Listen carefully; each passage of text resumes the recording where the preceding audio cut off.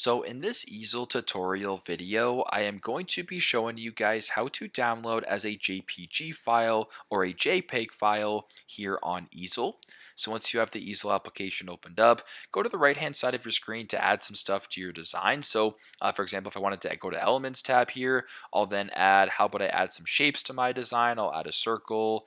I'll make the circle a little bit larger. I'll add a triangle just like this. And how about I make the background of this design just a random color? I'll make it red, just like that. So this is my masterpiece. If I wanted to save my masterpiece as a JPG file, it's fairly straightforward. I go to the top right hand side of your screen, press on download right here. Once you're on the download screen, by default, for me, it actually does go to PDF, but if you simply just press on JPG file right here, then go to the bottom and press on download, it is going to make this a JPG file on your computer or your device. So fairly straightforward, but that is how to download as a JPG file here on Easel. Thanks again for watching, and I hope this video helps.